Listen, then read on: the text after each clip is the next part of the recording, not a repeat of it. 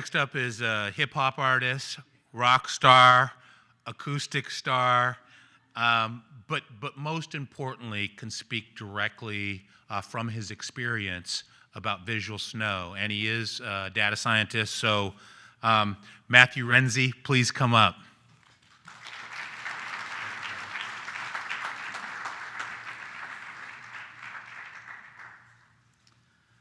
All right, quick show of hands. How many of you deal with a chronic bothersome symptom like visual snow, tinnitus, chronic migraines? It's okay, you can raise your hands. We're all friends here, right? All friends, okay.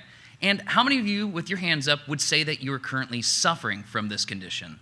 Okay, I think that's about the same number of hands, okay. Now, how about this question? Is it possible to be in mental, physical, or emotional pain, but to not be suffering? So the purpose of this presentation is to attempt to answer that question. But in order to do that, we need to start with a quick story. So February 7th, 2014 was a pretty usual day for me. I spent my day at work writing software and analyzing data, and that night I went out for dinner and drinks with a few friends. There was nothing really unusual about the day except for the fact that I had a bit of a headache, but it didn't really hurt very much, so I didn't think much of it. So all in all, it was a pretty usual day. I went to bed relatively early, nothing out of the ordinary. However, the next day I noticed that I had a significant brain fog, general difficulty thinking, reasoning, and concentrating. I assumed that I just woke up a little bit groggy, so I didn't think too much of it and just went about my day. However, as I got on with my day, I noticed that I had this strange kind of pins and needles sensation throughout my body, most noticeable in my hands and my feet. So I assumed, well, maybe I'm just coming down with some kind of weird cold or flu, so I just laid low for the rest of the day. However, the next day, I noticed that I had continuous ringing in both of my ears, and this seemed pretty odd since I hadn't been exposed to any loud noises the previous day. As I opened my eyes and looked around the room, I noticed that I had a continuous noise throughout my entire field of vision, kind of like the static from a slightly out-of-tune analog television. And now this really concerned me, so I scheduled an appointment with my general practitioner for the following day. Over the course of that week, a series of different symptoms emerges, a lot of visual, auditory, and tactile symptoms. First, I'd hardly ever seen a floater in my life, but now my entire field of vision was completely filled with them. In addition, I started seeing after images, exactly the same kind of after images as if you were to look at this image for a little bit and then look away, except these after images were happening after just a fraction of a second of looking at something, and they persisted as well, too. I also started to notice these tiny, bright, zigzagging spots that would appear when I'd look at solid contrast backgrounds, especially blue backgrounds. And these are the same things you kind of see if you stand up too fast sometimes or if you maybe get hit in the head. But these things wouldn't go away, and I just couldn't not see them. They were just always there. Over the course of that week, a series of other symptoms emerged. Some of them were visual, others were auditory, and others were tactile symptoms. All of the symptoms persisted except for the brain fog, which luckily went away after just a few days. My general practitioner ran the standard battery of tests, and everything came back normal. Out of options, he wasn't sure whether he should send me to an audiologist, an ophthalmologist, a neurologist, or some other kind of ologist. So out of ideas, he essentially referred me to the Mayo Clinic to see if they could help. Now, I spent about 2 weeks at the Mayo Clinic getting a variety of tests from dozens of the top specialists in the United States. All of my tests, including a full MRI, came back completely normal. Out of options, they eventually concluded that my symptoms were most likely caused by something referred to as a central sensitization disorder.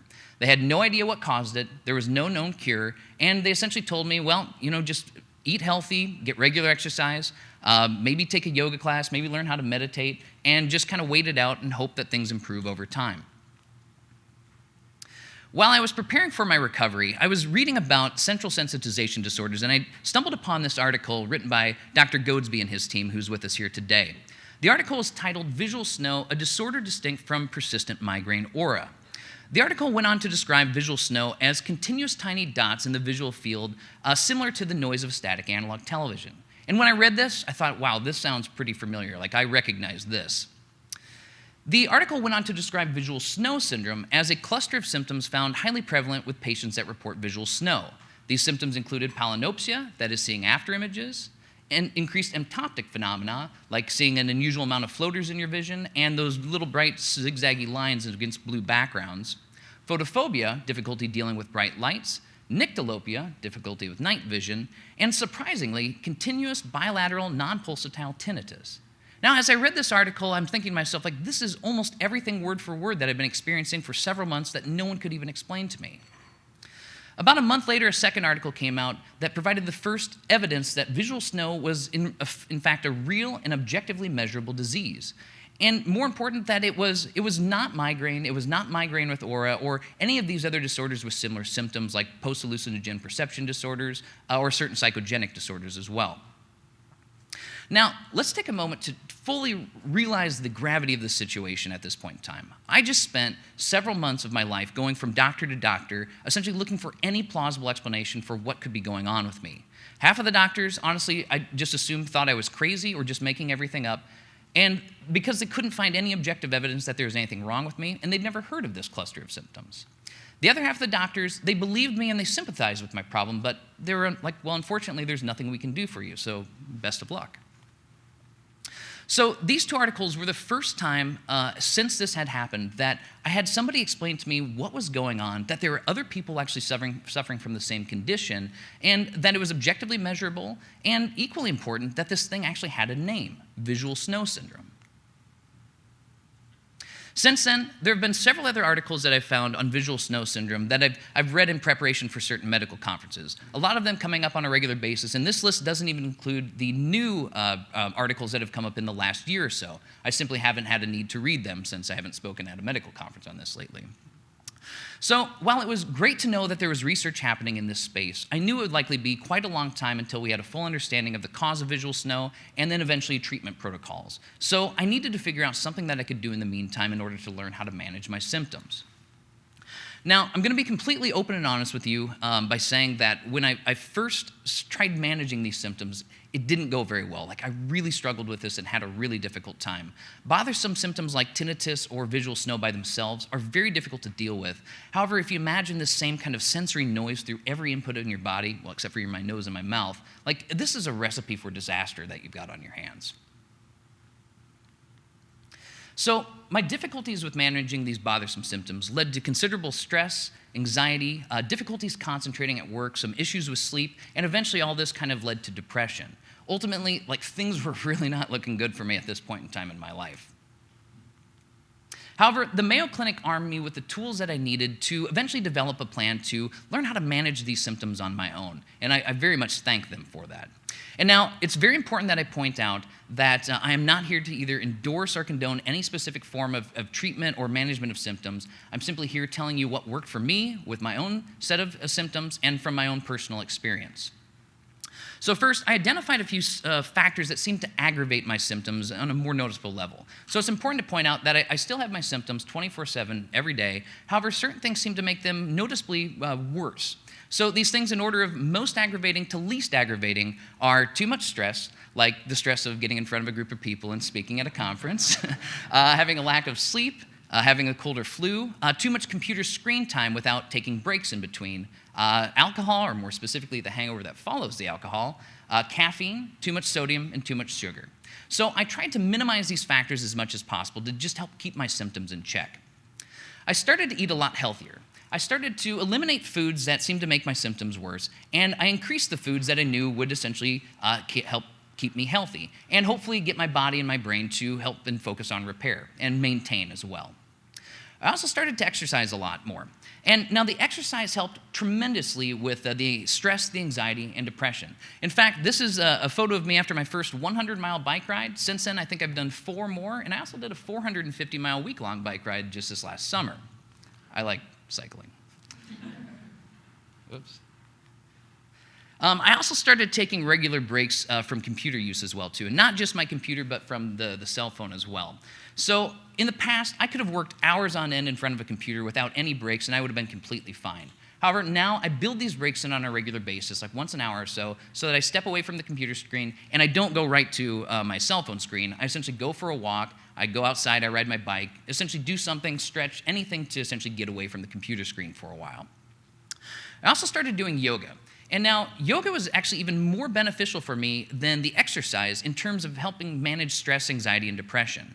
It's because yoga is essentially teaching you how to calm down your sympathetic nervous system, the body's natural fight or flight response. And it's doing this by activating the sympathetic nervous system through physical exertion and movement, while it's also trying to calm it back down using focused awareness of breath and monitoring of bodily sensations. But what's helped me most with managing my symptoms has been mindfulness. Now, mindfulness, much like yoga, is essentially teaching you to calm your sympathetic nervous system in the face of painful or pleasurable thoughts, emotions, and physical sensations. It's doing this with focused awareness of your thoughts, bodily sensations, and emotions, and by focusing on your breath while these experiences are happening. There's tremendous benefits from doing meditation, other things including concentration, experiencing non-judgment, and maintaining calm in the face of painful or pleasurable thoughts, feelings, or thoughts, emotions, or physical sensations. A whole other slew of benefits as well. And now I really want to point out that I'm a very scientific and rational person. I don't have any New Age beliefs. I'm not into any of the spiritual mysticism or any of that quantum healing flapdoodle. Like, that's just not for me. That's not the kind of person that I am. So I was quite skeptical about yoga and meditation, even though it was recommended to me by several experts from the Mayo Clinic. However, over time, I've actually come to learn that there's actually significantly strong evidence from the scientific community that meditation, when done properly, can have tremendous benefits for managing chronic bothersome symptoms like tinnitus and visual snow. In addition, there are also other structural and functional changes that we can now observe happening in the brain that also have tremendous benefits for other things like managing anxiety, stress, and depression.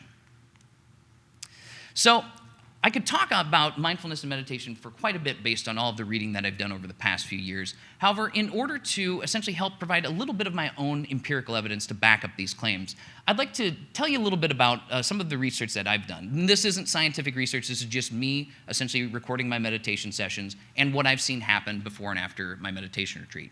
So every day when I do my meditation, which typically lasts about 30 minutes, I record biofeedback data and neurofeedback data using a series of devices and sensors. Now, these devices and sensors measure certain things like galvanic skin response, which is also known as electrodermal response. This is it's a reasonably good proxy for sympathetic nervous system activation. If your hands are sweating, you're stressed out kind of response. In addition, it also measures heart rate variability as well, which are, once again, also good measures for sympathetic nervous system activation. This also tells us about the opposite state of affairs, which we call homeostasis, the body's natural resting and recovery state, the thing that we're trying to get to when we're calming down our sympathetic nervous system. Now, I record these data so that I can analyze them using statistical analysis software to look for long-term trends in my meditation to see what things I might do to improve over time. On the x-axis, we have time starting from a month before my first 10-day meditation retreat to a month after my first 10-day meditation retreat. On the y-axis, we have average galvanic skin response, which, as we said, acts as a reasonably good measure of sympathetic nervous system activation. So the higher the data points, essentially the more stressed I am or the more responsive my nervous system is to those stressors. The data points in red represent my galvanic skin response, or average GSR, from each of my daily meditation sessions for that 1 month before my first meditation retreat. The data points in blue, however, represent the GSR after that first 10 meditation retreat. So for these 10 days, we're essentially learning how to meditate using what's called the Vipassana tradition of meditation. So 24/7, I was essentially confronted with my symptoms, but I had to learn how to calm myself down while being continuously confronting these symptoms. And that had a tremendous effect for me. In fact, if you look at these data points, we can see that this is a night and day difference in terms of my ability to help manage my own systems and to respond more positively to the symptoms that I was experiencing. And now I really want to point out that this is just a case study sample size of one. This isn't a rigorously controlled clinical trial or anything. This is just me looking at my own data and seeing things that helped convince me that what I was experiencing was also objectively measurable as well too. And I wanted to show that to you so you can see that this isn't just something I'm saying. This is something that I was actually witnessing happen. So for me, healthy lifestyle changes and mindfulness practices like yoga and meditation were tremendously helpful to me for turning a chronic bothersome set of symptoms into manageable symptoms. So while I still have to deal with my symptoms every day, I'm very happy to report that I'm no longer suffering from my symptoms. These symptoms just don't bother me like they used to at one point in time, and that makes a huge difference in your day-to-day life. So why did this work for me? Like, what is it that actually helped this meditation and lifestyle changes cause to help? Well, this is my super oversimplified explanation based on the best of my understanding from the experts that actually study this. So there's two kinds of people with these types of conditions. So we've got the type of person that has these symptoms and is bothered by them. They're essentially experiencing a negative emotional response as a result of their symptoms. They're stressed out, they're anxious, they're depressed as a result of their symptoms. Then we've got this other group of people that have the exact same set of symptoms, and they don't seem to be bothered by them at all. They don't have that same kind of negative response that the bothered people do. So what it looks like is that the people that are bothered by their symptoms have essentially wired this negative response to the symptoms in their brains. So the negative thoughts, the negative emotions, the stress, anxiety, depression get wired up with the experience of the symptoms. So the symptoms essentially are causing this negative response in the person, and that negative response then is causing the person to focus more on the symptoms and potentially even aggravate the symptoms as well. The stress just makes the symptoms worse. Now, this can create a feedback loop that can eventually grow out of control, which then leads to kind of the downward spiral of the individual. However, if we can break this connection between the negative response and the symptoms, we can essentially reduce the overall negativity or reduce essentially the effect of this. And so it appears that certain practices, mindfulness practices like yoga and meditation, in addition to certain psychological practices like cognitive behavioral therapy and mindfulness-based stress reduction, appear to actually help break this connection and reduce that negative response to the symptoms.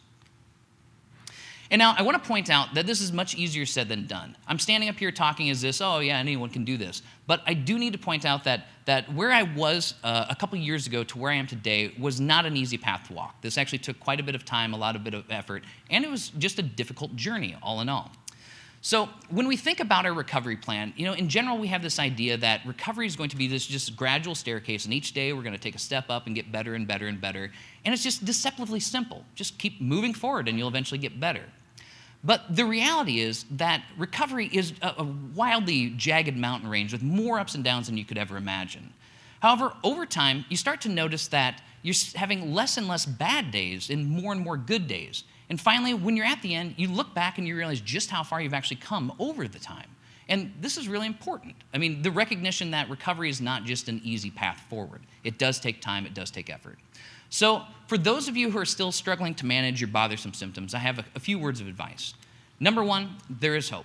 We have people researching this visual snow syndrome, tinnitus around the world, and things are moving forward in terms of research. We have organizations popping up like the Visual Snow Initiative that are essentially helping spread awareness and helping raise funds to get the research done that needs to be done. Number two, don't give up.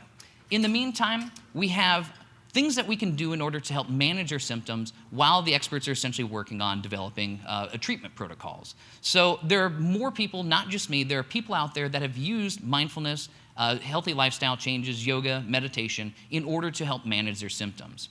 And third, try to change your relationship with your symptoms if possible. And I know this is, once again, easier said than done. If you can reframe this experience as a positive thing, an opportunity to improve your life, to help others, to essentially make the world a better place, that makes a huge difference. A lot of people ask me, well, why do you get up here and speak about visual snow syndrome other than, self-interest? I'd really like to see the research move forward. And the reason is actually quite simple. When I was at that first meditation retreat and I started to realize that, wow, this actually might be working, it occurred to me that this may actually not just be this terrible thing that happened to me and woe me. This could actually be an opportunity for me to help others that are suffering. And once you've had that fundamental shift in the way you're thinking about this problem, things like visual snow and tinnitus and other chronic symptoms stop becoming this enemy that you're fighting every day and instead become this sometimes annoying companion that's riding alongside with you for your life that constantly reminds you about a few really important aspects of life. For example, as weird as this sounds, visual snow is now kind of more of a constant reminder to me of certain very important things, life lessons, if you will. Things like to remember to enjoy life and actually appreciate everything that I have. The parts of my body that are working just fine work very well, and I like that. So even if certain things are not working as well as I'd like them to, there are definitely worse things that could be happening to me. Number two, to be empathetic to the suffering of others. And this is something I really didn't do in my younger age, but now having gone through this, I recognize when others are suffering, and I try doing what I can, which I recognize is not all that much, in order to help minimize the suffering of others. And third is to remember to always be mindful. Like, this mindfulness stuff isn't just applicable to visual snow. I've used these practices in order to deal with very difficult aspects of my life and all of the things that I do, like public speaking or getting up in front of a group of people. So there's actually quite a bit that we can do in the meantime in order to help manage our symptoms. So where do we go next? If you're interested in learning more about any of the topics we discussed today, first, if you're interested in learning more about mindfulness practices from an academic perspective, the best source of information I've found in a couple years now of looking is a video lecture series called The Science of Mindfulness by Professor Ron Siegel of Harvard University. It's about 12 hours of all of the information that we currently know about how mindfulness practices and meditation are essentially changing the brain in positive ways from a completely academic perspective, which for me was very important. However, knowing about mindfulness and being mindful are not the same thing at all. So if you're interested in learning how to practice mindfulness, the best thing that I can recommend, once again from my own personal experience, is to take a 10-day meditation course through the Vipassana Meditation Organization. They have centers around the world. There's no weird stuff. It's completely non-religious. Everyone's super nice. Honestly, it's like a boot camp for developing really good habits for your mind, things that you're going to carry with you for the rest of your life. And I'm not affiliated with any of those organizations, so I don't have any conflict of interest in mentioning this. All right, so if you only take one thing away from this presentation today, let it be this, that it is possible to be in mental, physical, or emotional pain, but to not be suffering. This is because suffering is how we respond to pain. Thank you.